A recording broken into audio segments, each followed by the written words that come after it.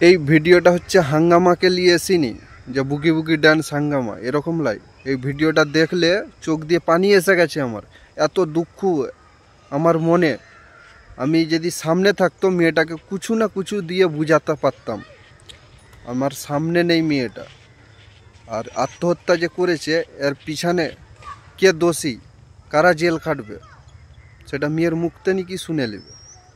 ঠিক আছে, মেয়েটার ভিডিও আমি প্লে করছি, দেখতে থাকো। কয়টা বাজে? 8:45। ও আচ্ছা আচ্ছা, আমার কাজল পড়া হয়নি। কালকে যখন আমার মাথা কাটবে, আমার বুকটা কাটবে, তারপরে আমার শরীর কাটবে, 14 বছর থেকে কষ্ট করে তখন তোরা সাজা হবে না, সহ্য করবে।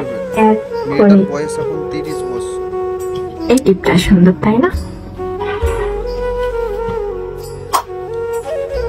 একটা বই লিখতে লাগছিলাম, বইয়ের নাম ছিল সুইসাইড। লিখে সম্পূর্ণই করতে পারলাম না, তার আগে আমি সুইসাইড হয়ে গেলাম। বেদনাদায়ক, ছাড় বলার নাই।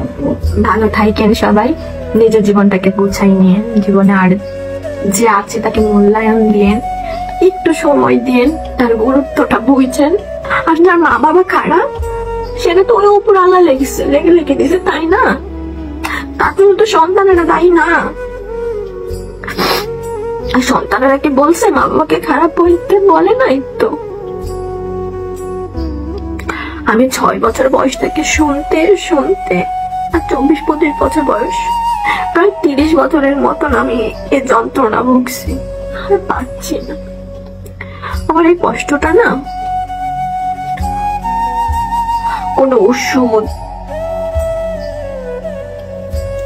কোনো ডাক্তার, কাউকে দিয়ে পূরণ হবে না।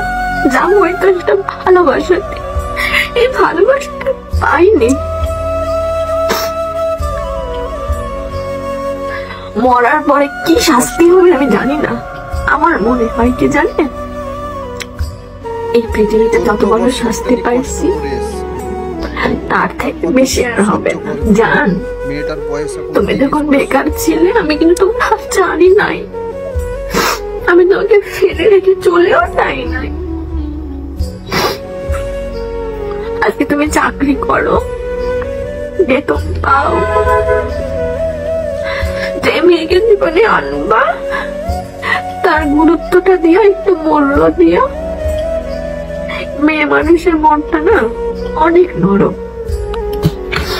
এই যে দেখতে পাচ্ছ টিস্যু, এরকম এটাকে যেমন খুব সহজে সোজা করা যায়, আবার খুব সহজে দুমড়ে মুচড়ে শেষ করা যায়।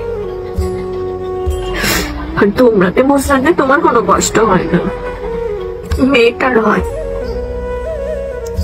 ভালো থেকো, তুমি অনেক ভালোবেসেছি তোমাকে। সর্বশেষ মেসেজ আমার মেয়ের জন্য। মাম্মা, আমি জানি তুমি অনেক স্ট্রং, তোমার মায়ের মতো কিন্তু না,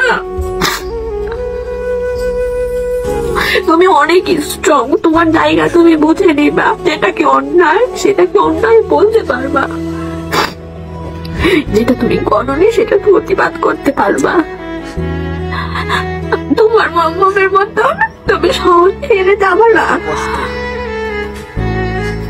আই এম সরি মা, তোমার হাতটা ধরে আমি হাতটা বাঁধলাম না, আমি তোমার সব কিছু সবটা রাখি হয়ে থাকতে পারলাম না।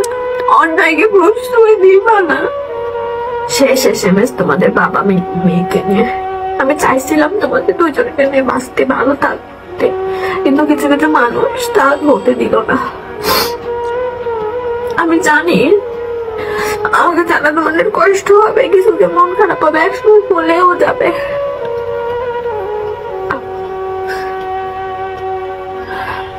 তারপরে ভালো থাকার চেষ্টা করলো, যান দুজনকে আঁকড়ে ধরে। এই সাথে আমার অস্তিত্ব, তাই না? কথা আমার ভিতর থেকে বেরোইছে। তুমি তাকে জেনে মনে করে ভালোবেসো, আগলে রেখো। তোমার কাছে অনুরোধ রইল, তুমি তাকে মা বাবা দুইটার ভালোবাসাই দিও। যান, আমার পালায় ক্ষমা করে দিও। আমি আর পারছি না। পৃথিবীতে চঞ্চল মুক্ত কষ্ট আমি আর নিতে পারছি না। I love you, I love you তোমাদের দুজনকে, ভালোবাসি তোমাদের দুজনকে খুব। এত কষ্ট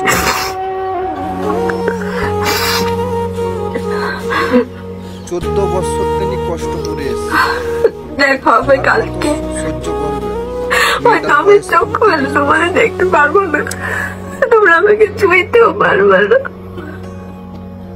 আমি তোমার মেয়েটাকে আজকে শেষবারের মতো ছুঁইতে পারলাম না।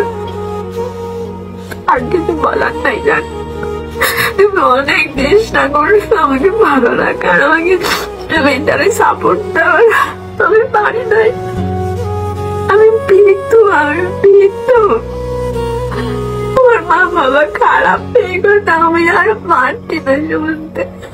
আমি শুধু এই একটা কথা শুনে পালাই যাচ্ছি, অনেক দূরে, অনেক যেখানে বলবে না আমি তোর বাপ মা খারাপ, আমি ওদের বন্ধু হয়েছি, এটা পারবে, এটা পারবে। কিন্তু ওইটা মা মানুষের কথা, মা বাবা খারাপ, এটা দেখতে পাচ্ছি।